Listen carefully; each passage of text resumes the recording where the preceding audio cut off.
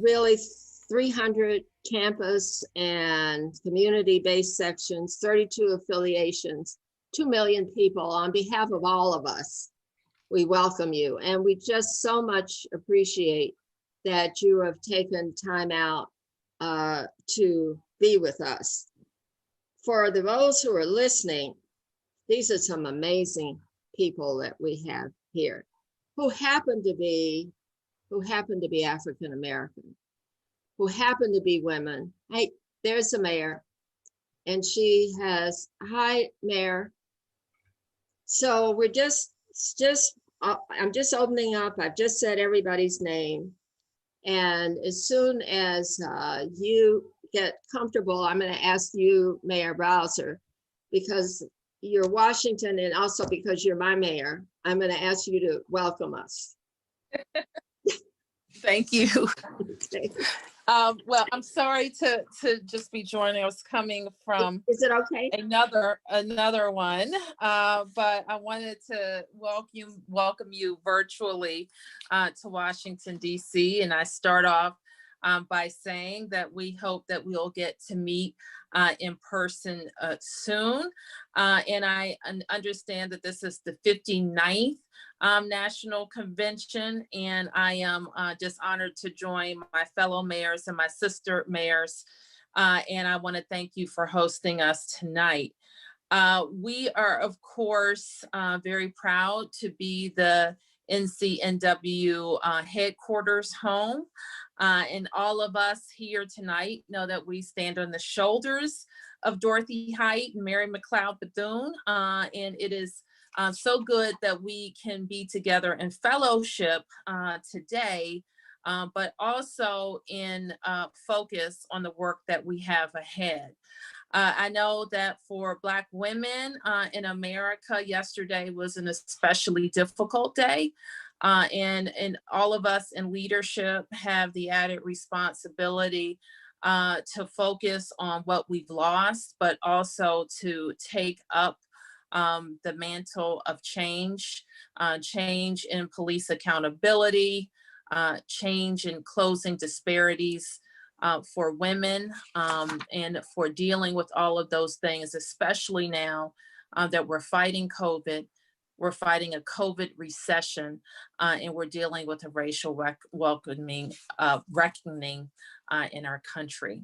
So we know that we have a lot of women in major American cities that are doing that work, and we do it in partnership with you. So thank you. Thank you. I am not going to give you the bio because if you're watching us, you're connected to the internet and you can look them up. That's my feeling about what your job is.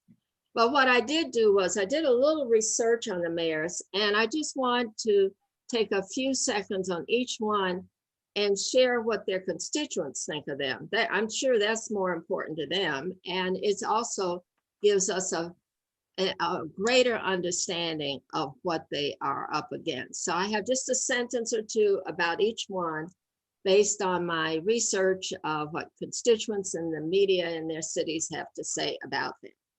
I'm going to start with Mayor Bottoms. In August of this year, you and Invest Atlanta announced an extension of your own Atlanta vision that establishes objectives to achieve better economic outcomes for Atlanta, primarily Black and Brown communities where low household income and high rates of poverty and unemployment persist. But what happened when you set that up and when it was announced, the president of Invest and many, many others commended you for your leadership and the fact that you are concentrating on making sure that the city's economic development strategy is rooted in economic mobility principles that work for all Atlantans. Mayor Breed, according to the LA Times, since early March, you garnered national attention both for being out front of the pandemic and playing the role of a reassuring, sometimes scolding civic leader who knows what the future will bring with regard to COVID-19, said an assemblyman. But London is focused on the immediate task at hand. I know she made decisions where there were risks of being seen as overreacting, and she was comfortable with those risks. Mayor Lightfoot, there's a lot of stuff that's great about you, but here's one of the observations. It said, it looks like Mayor Lori Lightfoot has the political wind at her back as she seeks to deliver a police contract that makes it easier to investigate and discipline wayward officers and convince the Illinois General Assembly to require police officers to be licensed. A new survey showed that in your first year, Mayor, with your highest job approval rating yet at 78%, this was according to the Chicago Sun-Times, in case you didn't see it. Mayor Bowser, according to the Washington Post in November 2019, 2/3 of the DC residents approve of your job performance. Your popularity is buoyed by increasingly positive grades regarding public schools and a steady satisfaction with the general direction of the city. And more recent, you've become a star with regard to the Black Lives Matter Plaza, which others have said healing and improving starts with acknowledging. This is first-class leadership move by Mayor Bowser. So we are just so honored to have you, and it's going to be a little different interview. You get interviewed enough. This is really to get at who you are, who you think you are, what you're doing, what you think you're doing, and what kind of advice you can give the rest of the world. And maybe 3 to 4 minutes on each question, and we'll do a round. I'll ask the first question, and then we'll do a round, and then go to the next one. We can start with Mayor Bottoms, but we can change the order if you want. And all you have to do is just signal to me, and I'll alter the way I'm going about it.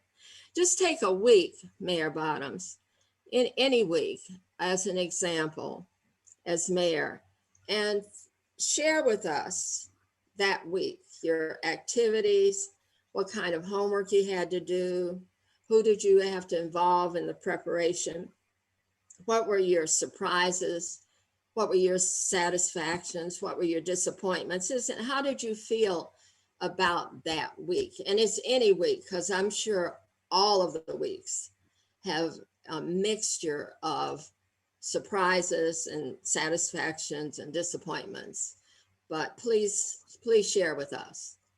Well, first of all, thank you for having me, and it's an honor to join my sister mayors and to all who are watching. And before the pandemic, when life was normal as we knew it, I'd often said my days were in 3 shifts. My first shift was trying to get my kids out the door. Second shift was being mayor. And then third shift was when I had to come home and deal with the other side of my kids. And now it's just all one long shift. But I think that's, for me anyway, this is what the past few years have been like.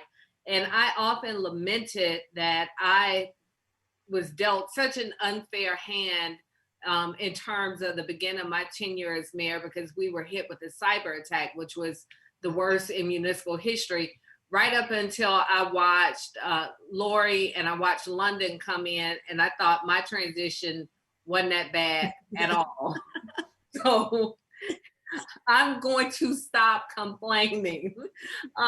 But there is no typical week. And I was just talking with a male colleague of ours yesterday, and just, we often we can let our hair down with each other and really get things off of our chest. And I asked, what was it like to be a mayor before this president was in office. And by all accounts, it was completely different. And I share that because there is no typical week. So for all of the things that we have to deal with, we're confronted with in our cities, you know, before the pandemic, it could be any number of things related to the trash is not being picked up on time, the roads need to be paved, we've got a crime spike, those day-to-day things that cities deal with. How do we balance our budget? How do we get enough money to make sure that our kids are able to attend the summer program this summer? These very important things that we deal with on a day-to-day basis, and couple that with the business community. But by all accounts, this president has made even the most difficult of circumstances that much more difficult, because you don't know what you're going to get coming out of Washington, quite frankly. So the past few months, you know, my day can go anywhere from this morning. It was kicking off with our Metro Chamber to just a couple of days ago, announcing something with our superintendent, to dealing with protests late into the night last night. Every day is a different day, but that's what being a mayor is all about, being able to take on those challenges and being able to respond very quickly. But on top of that, being able to now take things onto our plate that, quite frankly, we shouldn't have to be confronted with, including a pandemic response. So there is no typical day, because this is not a typical America right now. Thank you. And we are pleased that you are out and around. I think we're all very concerned about you and your family. So it's good to have you in better shape. We know it's not perfect. Mayor Breed. Yeah, I really have to appreciate what Keisha said as it relates to it not being a typical day. And I can't help but, as I look at these incredible women, think that, you know, at a historic time where you have more African-American women serving as mayor than any other time, dealing with some of the most unprecedented times in our country's history, I can't help but think that, you know, we were created for times such as these. Because when you think about how, you know, challenging this has been and how frustrating it's been, I mean, none of us thought we'd ever experienced a world pandemic.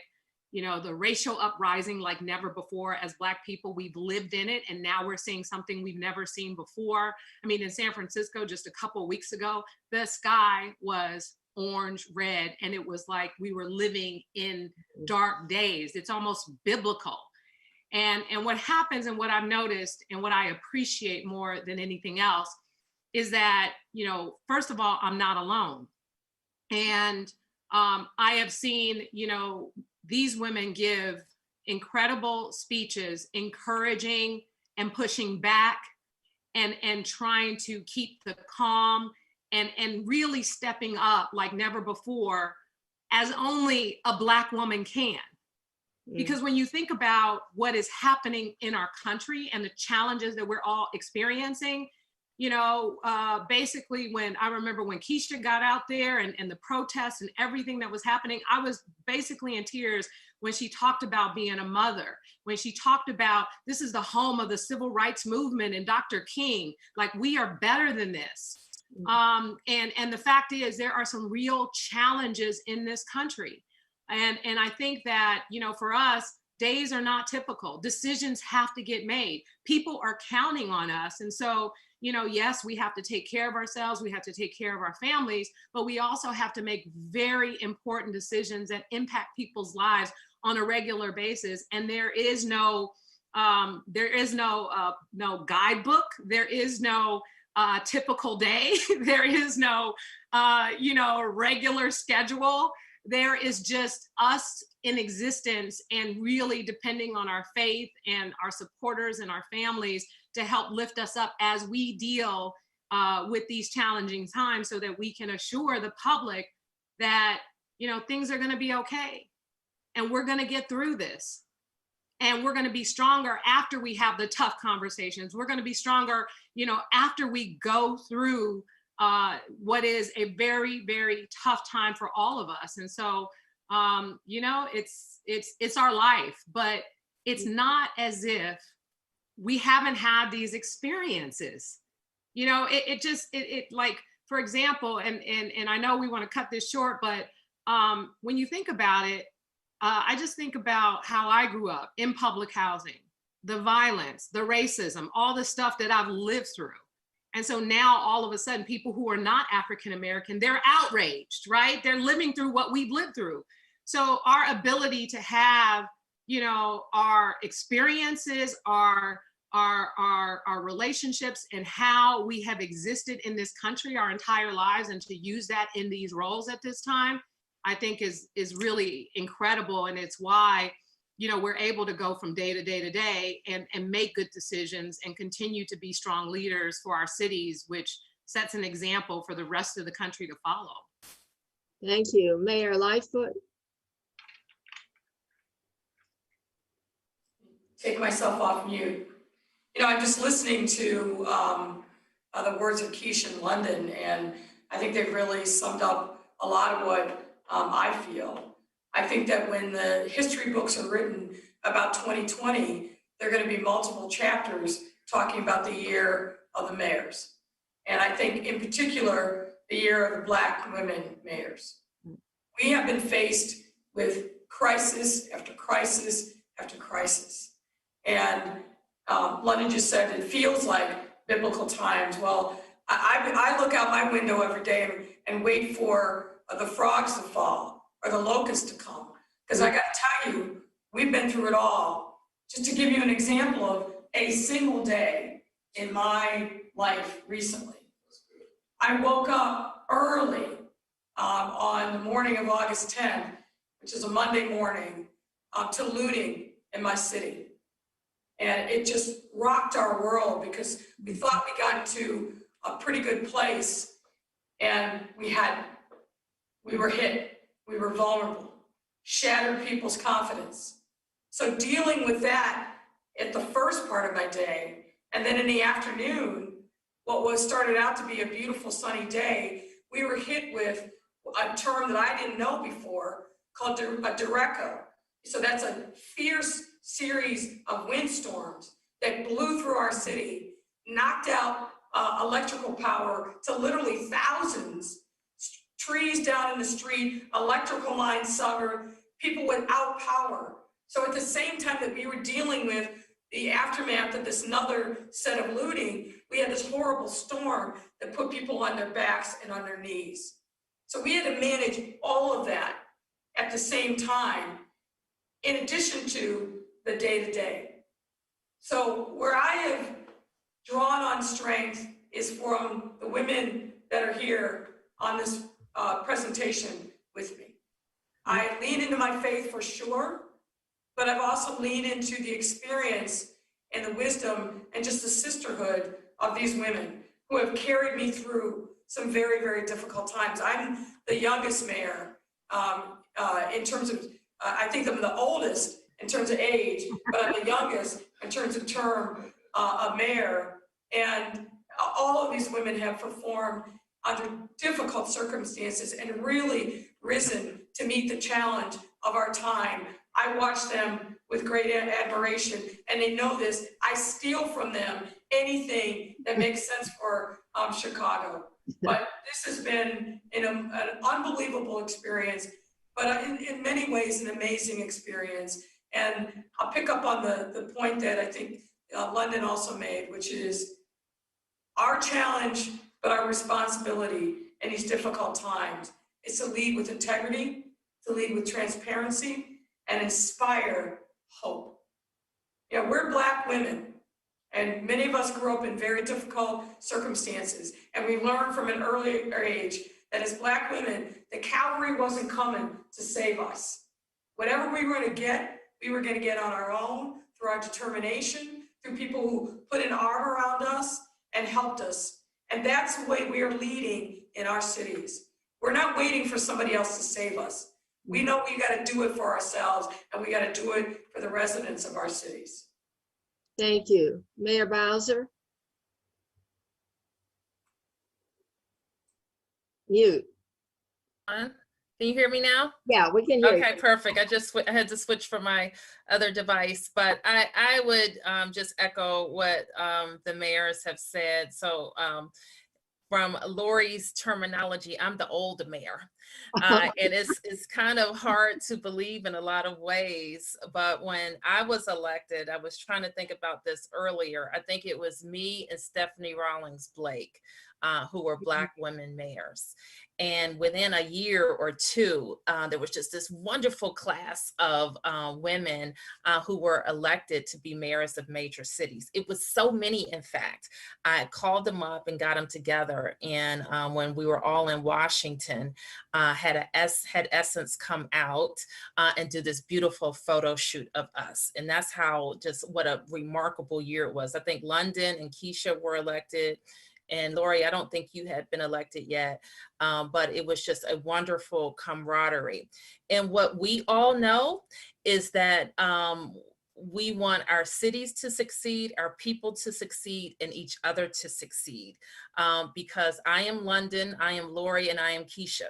And so they've got to do great, I do great. When I do great, they do great. We are judged together. And we know how tough it is for America to accept female executives.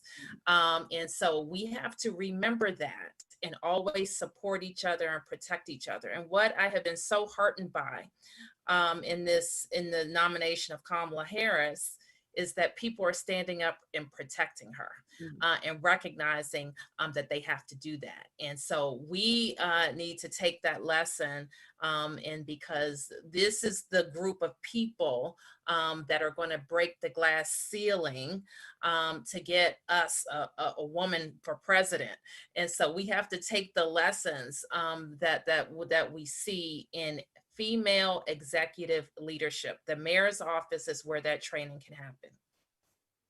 Thank you. Mayor Bottoms, if I were to ask you what concerns you most as mayor, is it public safety? Is it infrastructure, social services, budget? What is it? And then why would you say that would be your highest priority? Public safety is at the top of my list, and that's for personal reasons and for my position as mayor. My 18-year-old nephew was murdered a few years ago, and it was a case of mistaken identity. He was a college student hanging out with some friends at their apartment. My father-in-law had just bought him a new car. Car was under a lamp post. It appeared to be one color. And these gang members thought that it was somebody else's car and shot up the car, and he was killed. And so our family experienced the worst that could possibly happen. And when the police went out, what the seniors in the community told my brother-in-law was that there was an ongoing gang war. And that they shoot it out all of the time in this community.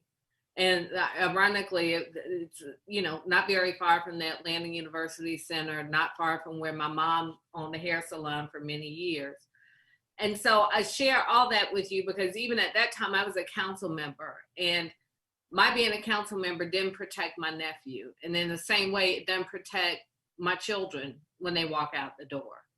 And so public safety is always top of mind. Even when our crime numbers are low, what I know is that if somebody's been murdered, low crime numbers don't mean anything to that family member that's experienced that pain. And it's especially challenging, of course, over the past few months because we're trying to balance. So what I know, when my nephew was murdered, we called the police, and I looked to the police for answers, and the police solved his murder and the young men, and it's just a tragedy all the way around. But these young men are now in prison, and ironically, one of the young men went to middle school with my nephew, but he didn't even know that's whose car he was shooting up. And so under the best of times statistically, there are people still dying, and over the past few months, it's now balancing how do we keep our community safe? How do we show our police officers that we respect them and support them, but also hold them accountable, and having that mutual respect with our communities. And so for that reason and so many more, public safety will always be at the top of my list. Yeah, Mayor Lightfoot, what would you say for your city? Well, really, it's kind of all of the above. Okay. Because you can't have public safety if people are poor and hurting. You can't have quality health care without making sure that you're connecting people up to a whole array of services. So to me, when I think about building healthy, strong communities, there's so many different component parts because there's so much of it that's interconnected. And really, that point, I think, has really been underscored and brought home as we're fighting this horrible pandemic of COVID-19. The things that we need as tools to reach our people, particularly people of color, and particularly Black folks, all of the things that we need to be able to respond to this crisis and lift people up and out of harm's way depends upon the entirety of the ecosystem being strong. Of course, public safety in some ways is top of mind, as Keisha, I think, so eloquently said, because if people literally do not feel safe, it's hard for them to think that anything else matters. If they don't feel safe, they leave. They vote with their feet by leaving your city. But there's so many things that roll up into the whole notion of public safety and what keeps people safe. And a lot of it has to do with the other issues that you outlined as well. Yeah. So for us, we're working on multiple layers and multiple tracks at the same time always. And we don't have the luxury to just focus on one thing because everything is so important. Mayor Bowser? Yes. Yeah, right now, just all of what my colleagues have said, I agree with. And right now, what's keeping me up and what I think is about what that is most important is how we get kids back in school, Connie. And this pandemic, one of the most difficult decisions for me has been keeping kids out of school, trying to keep our communities healthy and finding a way back.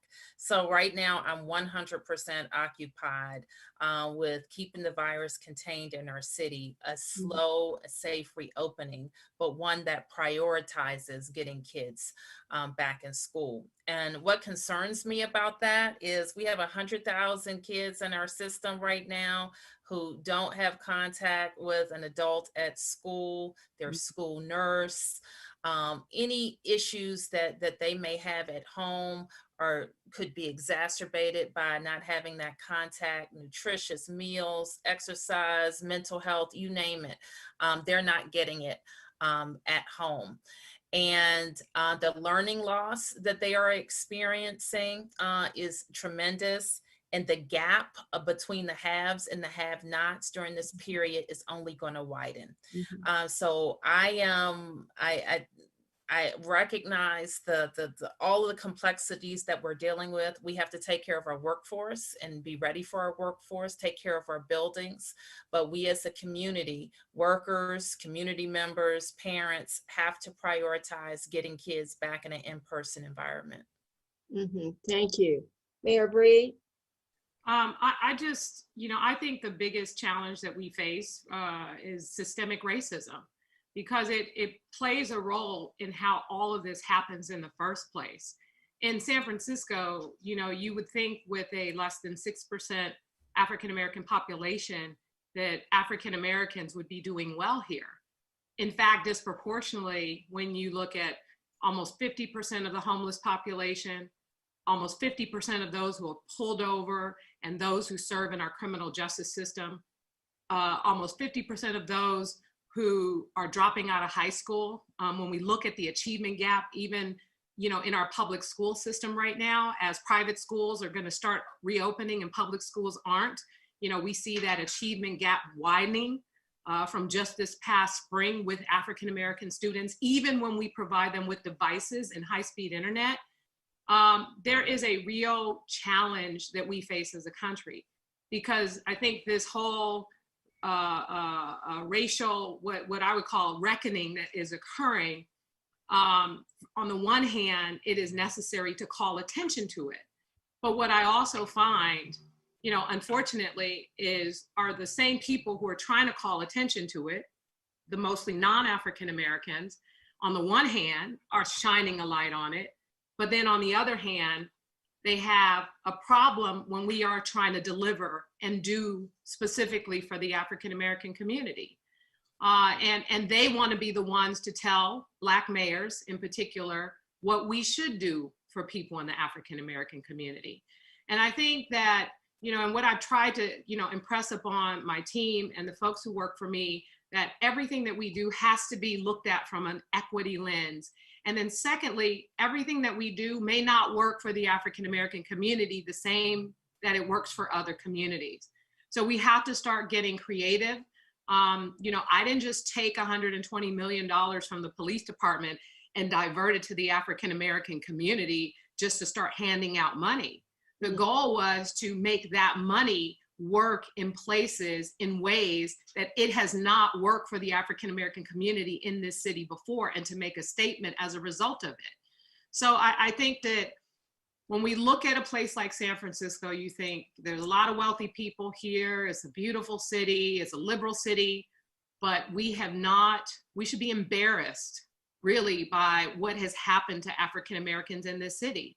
So when I'm making those kinds of investments and I'm getting criticized for it, I don't really care, because we can't keep talking about wanting to see a change and wanting to improve our cities unless we make sure that when those communities are disproportionately impacted in some of the challenges that exist in our city, when we're not investing in them, when we're not changing policies and providing resources, and we're trying to use all these different laws around equal protection and equal access and so on and so forth, that's bullshit. Because that's a technical term, everybody. Oh, I'm sorry, I didn't mean, but it is. No, it's good. Is. So don't say Black Lives Matter and hold up your signs and hang up all your signs. And then when I create a $3.5 million no interest loan fund for Black businesses, you got a problem with that. You got a problem with, me diverting resources to the Black community. So that's really where we are, I think. And I think this is why this is important, because Black people disproportionately, Black men disproportionately are dying at the hands of law enforcement.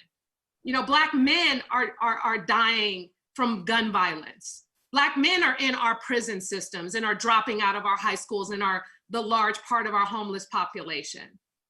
So we can't keep talking about equity and equal access and not be deliberate about those changes and those investments.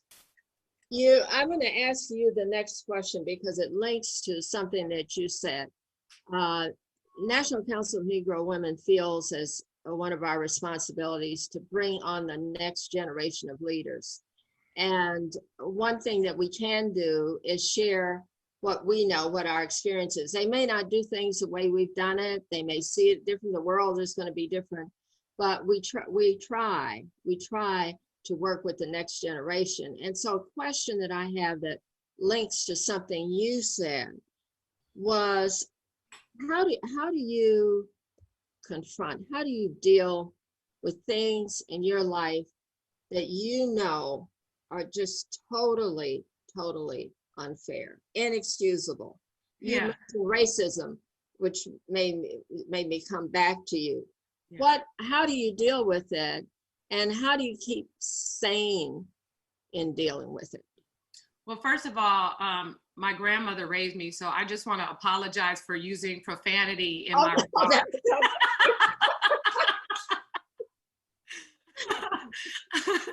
My grandmother raised me right, so I'm sorry.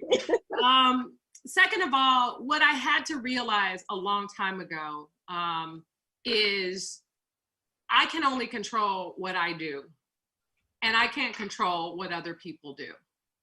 And part of what I hope I'm able to do in my capacity as mayor, and just as my capacity as a citizen on this earth, is to be an example, a mentor, a friend, and a leader that tries to put out the kind of, energy and positivity and uplifting that is necessary for others to take a hold of, so that we can all do our part in that realm. Because, people who are racist, they don't become racist, as children. We know what would happen if we took kids of all ages and they grew up together and they didn't hear the talk of their parents making certain comments about, different races and making comments about people.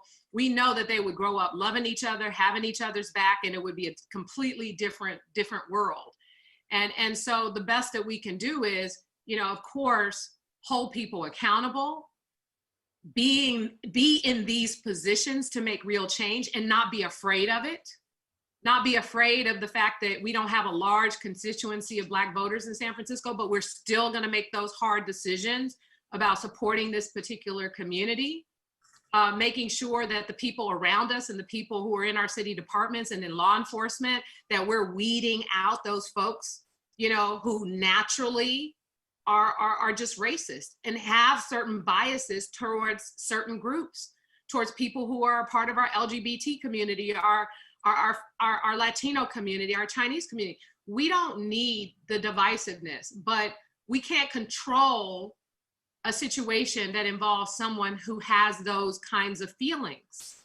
And I think the more of us that speak up, the more of us that are in these leadership positions, the more of us that are doing our part to make real change with our aggressive policies, I think that's what's going to help make a difference. I mean, I started a program called Trans Home SF, and it was because not just disproportionately the trans community is impacted by homelessness more than anyone else. Again, African-American trans women are impacted in a significantly large number than everyone else. And so these disparities continue to exist. The blowback and the negativity and the name calling and some of the things that people said about that, you think I didn't care, because I can't control what they say and what they do. But I'm still going to take those risks and do what's right by the people of this city. And I think that, that's what's important, because it's a tough world. And this is San Francisco. So just imagine what's going on in, the South and Atlanta and other places, and what especially these mayors are dealing with. Right. And I'm dealing with it in one of the most liberal cities in the world. So we just have to make sure we're doing our part and doing everything we can to support and uplift one another, and making sure that we are working to bring up the next generation in a way that they can ultimately get to a point where they have a better world than what we are living in right now. Thank you. Mayor Bottoms, how do you deal with what confronts you in life that you know is totally unfair, inexcusably unfair, plain old everyday unfair? What do you do? How do you deal with it and still accomplish all the kinds of things that you accomplish? For me, it's making a determination between when someone is just simply ignorant or when they are just being malicious. And I deal with it too very differently, especially over the past few months. I think as we have this conversation about racial awakenings and reckonings in this country, we've got to give people the grace to be able to articulate their ignorance. And then it's our responsibility, I believe, to educate them and bring them along. But when someone is malicious, I deal with that very differently. And I'll give you an example. He's a very prominent businessman in Atlanta who was coming into my office for a meeting. And I knew that he had said to several people that a contractor had paid for my second home on Martha's Vineyard. And so, the easy and simple thing would have been to act as if I'd never heard this rumor before. But when he came into my office, I said to him, I said, do you understand how racist that is? I said, aside from the fact that you are spreading a rumor that is not true, I said, you are stereotyping me and my family.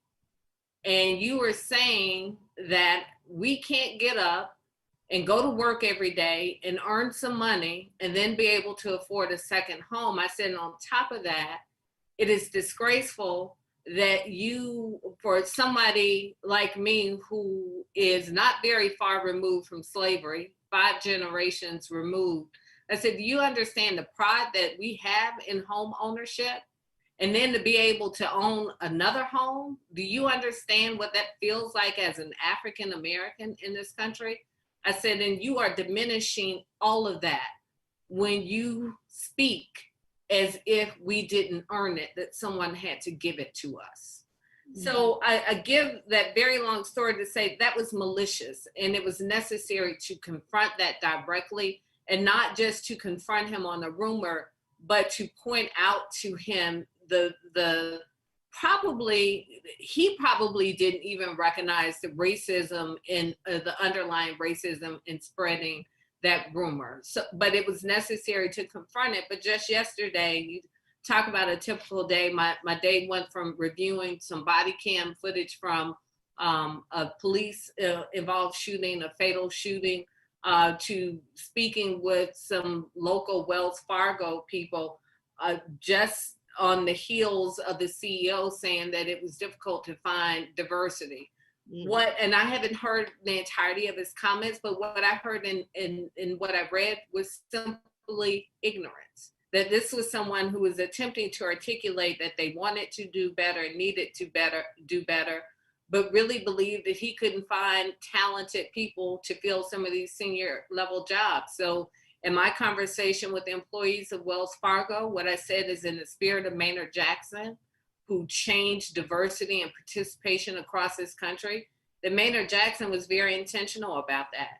If you were going to do business with the city of Atlanta, if we were going to put our money into your banks, you were going to have to reflect a board that you were going to have a board that reflected diversity and senior leadership. So Wells Fargo is a wonderful partner to the city of Atlanta. So I will be a wonderful partner in turn and have a direct conversation with that CEO on where he can in fact go and find good talent if he's had a difficult problem finding diverse talent. But I think that's someone who needs to be educated. I don't think that's someone who's attempting, who's being malicious.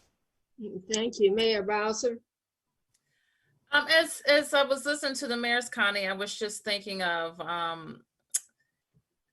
how I see the race conversation happening in DC. Now we live in a city that was renowned as the chocolate city. Right. And over the course, let's call it 15 years, we've seen that dramatically change. I was born in a Washington where it was 77% Black, 77% African American, and now we're probably like 47% African American and changing. So I think that the race discussion, even in the course of my public service, has just changed dramatically. We have always had white neighbors in DC, but I think what they want for DC has changed. And there was more of a collaboration. So more wealthy people and people who have what we say in DC who live west of the park wanted to invest in east of the river. And so I don't even have to explain what that means to people who aren't from DC. But that, I think, has sort of changed. And when we talk about educating neighbors, and what London was saying, I really resonated with me, is because we want to work with our white, liberal, and progressive friends, but we don't want them to impose and tell the Black mayor that the Black mayor doesn't care about Black people and they know best. And so that is like a real tough race conversation that I think that is not, that it's kind of clouded in DC. People don't talk about it candidly, but that is what's happening here. And so we start off in a good place in that we are a prosperous city. We start off in a good place that we're a talented city. And so we have what it takes to kind of deal with those issues if we can talk candidly to each other. And that's where we're lacking, quite frankly, Connie, that we don't have those candid conversations about race, where people who are like me, where it's become in vogue in progressive communities to say about somebody like me that I'm old guard. Can you imagine that? I'm old guard. So I'm Black, I'm born here, I'm in my 40s. I'm a Democrat. I'm old guard. Yeah. They're the new progressives, so therefore they're smarter and they're not corrupt. Here's the other thing, like Keisha was talking about. People will toss around calling a Black politician corrupt, like they were saying nothing, and I would have the exact same reaction that Mayor Bottoms had. And so I just think part of the race discussion here in DC is get people who are fairly like-minded, like the progressives, and we want the same things for people. We want people to have a fair shot in this town, and we just go about it, and the tactics and the language that we use are very different. So I feel like I feel more energized to deal with that. Coming on the other side of COVID, where the discussion of race and equitable investments is so front and center and so obvious. The negative impacts of ignoring those issues are in our community. COVID has just shone a light on it. So I think we have some tough discussions ahead, but we're in a good position to have them now. Thank you. Mayor Lightfoot. So the nice ladies went before me. Okay. I just don't put up with a lot of nonsense. I've been through too many things in my life. I'm too old, too tired half the time. I'm just not having it. And look, the reality is racism isn't disappeared, sexism isn't disappeared, homophobia hasn't disappeared. And I have to put up with a lot of people from both sides trying to tear at me, make me into a two-dimensional cardboard figure. But luckily, my parents raised me well. I'm very tough and strong. And I have a very good sense of who I am and what my values are. So when I hear from some folks on the left that I'm not progressive enough or that I'm not Black enough, or I hear from folks on the right that I'm a this, that, and the other because I'm not a white man and how dare I have this role, I know I'm right where I need to be. I stay forward, I stay focused, I lean into my faith, and I don't let people tear me down. I've had the naysayers my whole life. You know, I grew up poor with two parents that grew up in the segregated South, barely had 2 nickels to rub together, struggled my entire growing up years. Everything that I've gotten, I've earned the hard way. Nobody gave me anything. So I don't owe anybody anything. I'm not part of the Democratic machine in Chicago. I beat the machine. 75% of the vote, won in every ward. And that has freed me up not to worry about being beholden to anybody. Now, that doesn't mean that I don't try to build bridges. I do. But I build them from a position of knowing that I will succeed and I will rise and I will fall based upon my sweat, my determination, my grit, and the people who truly understand the way in which we're trying to transform the city by expanding our notion of equity and inclusion and not just focusing on the rich or the clouded. You know, Chicago has a long history of machine politics. I'm not anybody that somebody sent. And if you know the saying in Chicago, you'll know how that resonates. I'm me. I'm always going to be me. I'm going to try to do the best that I can. I'm a God-fearing woman. As I said, I lean into my faith. I pray every day for strength. I pray every day for humility. But I'm going to stay focused and determined to get the job done that the Lord and the voters sent me to do. And I'm not going to let anything or anybody hold me back. Now, I'm only the second Black mayor in this city's long history. The first being Harold Washington. Harold Washington spent his whole first term fighting a bunch of racist dogs who tried to deny him his true place as mayor. He won a second term, but he didn't get to enjoy it because he died very early on into his second term. So all the dreams that he had, and I know he had to have been very mindful of the transformative things that Maynard Jackson had done in Atlanta, and I've heard those stories over and over again. It's taken almost 30 years for us to get back into power in the city because we tore each other apart. Black folks tore each other apart. I've seen some of that here in my city. So it's not just the racism from others, it's the racism from us. And a lot of it is Black men, I'm just gonna say it, who are misogynist and are pissed off that a woman is in charge. But that's all right. God has a plan for all of us. Right. Thank you. Now, before I go to the final question, which is about leadership and telling the next generation, giving them what kind of advice you would, whether or not they had to get into the kind of business that you're in. I want to know, you know who's listening? You know, it's all ages. It's primarily Black women, although we have many Black men who are part of the National Council of Negro Women.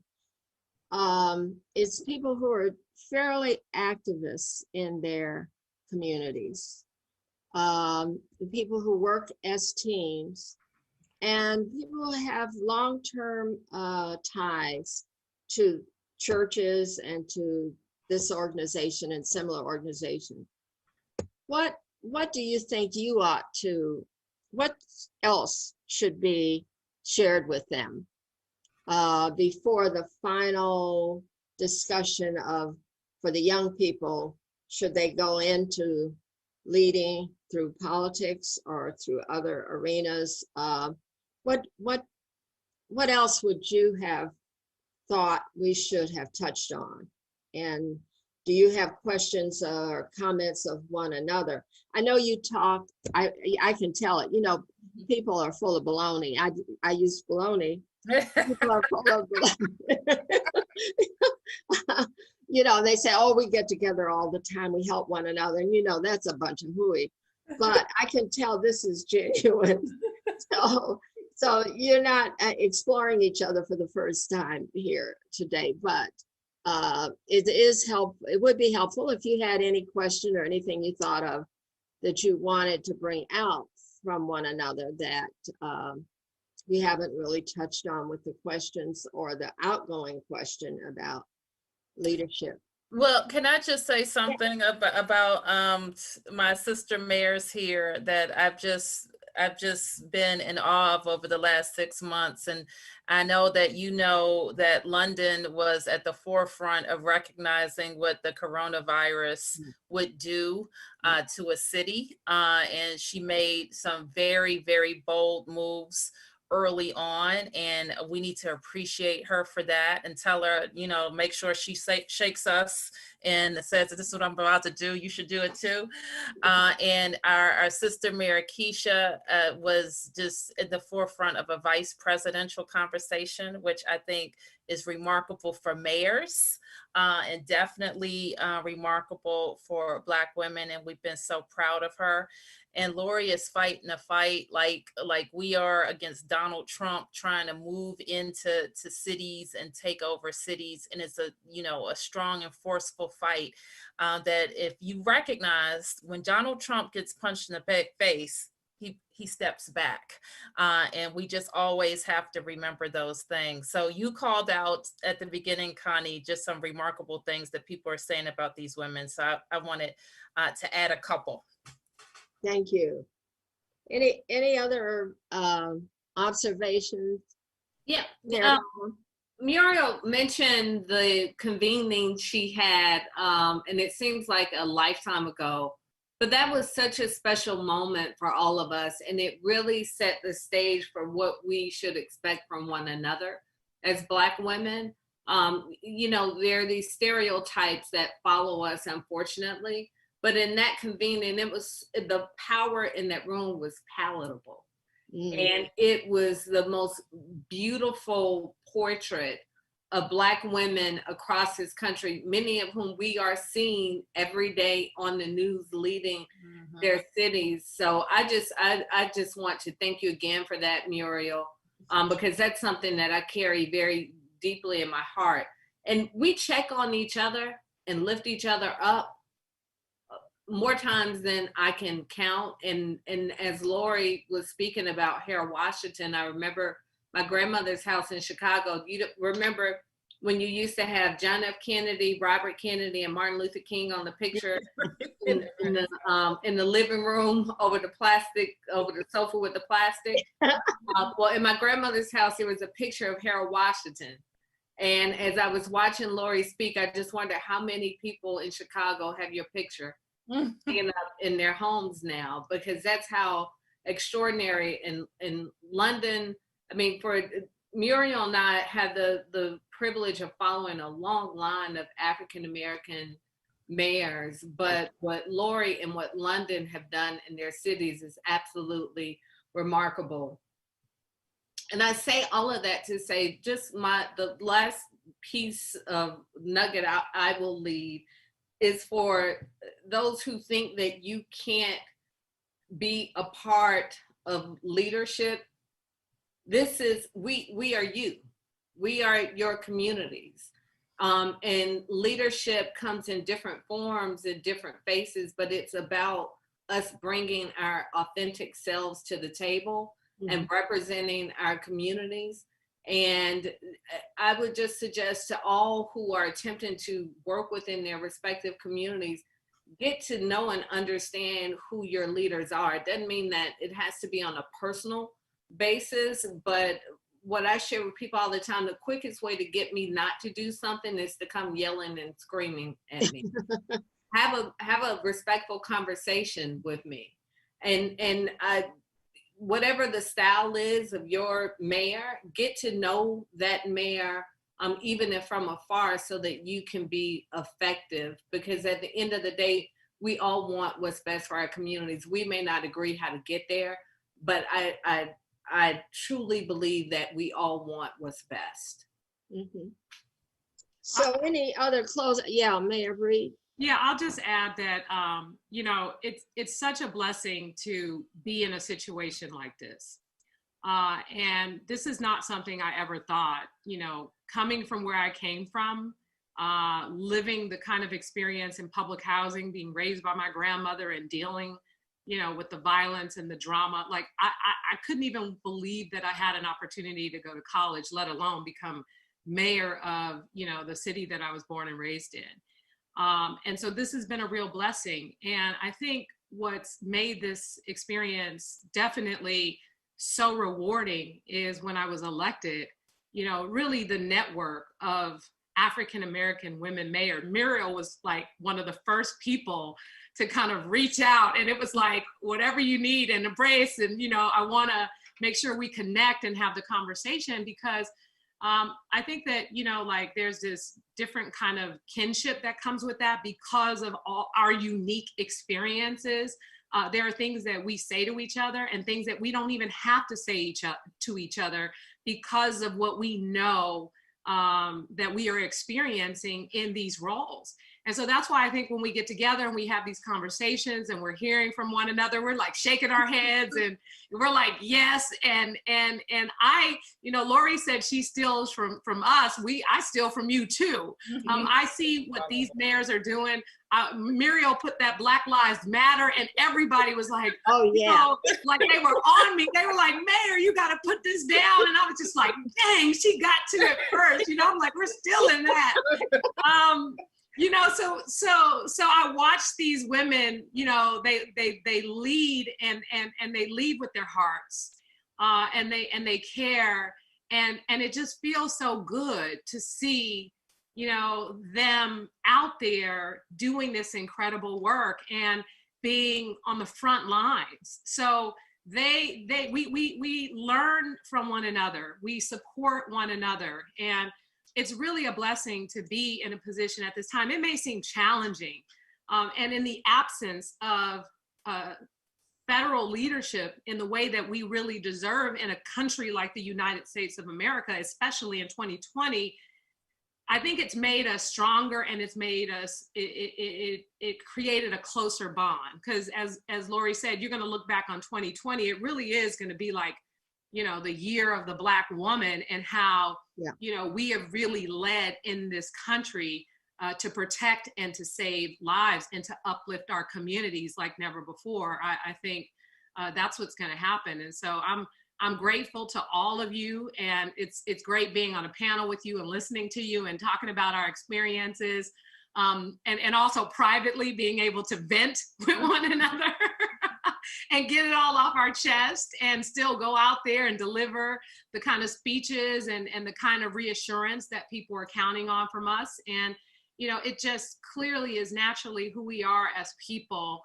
And I think it's what's made, you know, although a challenging time in this pandemic, it's made for a better response from all of us. So glad to be a part of this group, and grateful to all of you. And thank you so much for letting me participate, and then always answering my calls and my text messages. Thanks, Well, Mayor. yeah, this has been wonderful. So, you know, the organization is called the National Council of Negro Women. It could be Black women, it could be African American, but we all know what that means. But what it does mean, and why this was so important, and you're sharing the way that you shared, is we're serious about having your back. And you should just know that. And it's a whole bunch of us. And we're in a lot of places, and you don't even know where we are. But the sharing today of you is also going to help us, both the older people like me and the medium and the young people. It's going to help us all think of ways that we can be supportive of you, because you care about us. That's the message in everything that you said, that you're in those positions to serve others. People don't assume that of all people who are in a position that you hold. So we're just so proud to know you. We take credit for what you do. Mayor, my mayor, I acted like I was the one that painted that sign. And I put it up there, and I did. And I'm ready to take anybody on, got anything bad to say about it. So it's wonderful. If you got any closing remarks, but this has been a very inspiring exchange, in large part because you are who you are. As I said at the outset, we can read a whole bunch of stuff. You're all Google and a whole bunch of stuff comes out, but it is who are you inside that we were able to see today. And so thank you for that. Thank you, Connie, for a wonderful job. Thank you, mayors. Thank you. Thank you. Have a good night, everybody. Over and out. All right. Bye-bye. Okay, bye. One shout out to Ingrid Saunders-Jones. Thank you very much. And Janetta Cole, both Atlanta women. So I appreciate their leadership and all that they continue to do for us. Okay. Thank you. Bye-bye. Bye. And thank you so much. And good luck to all of you. Thank you. Okay. Thank you. Love you all. Yeah.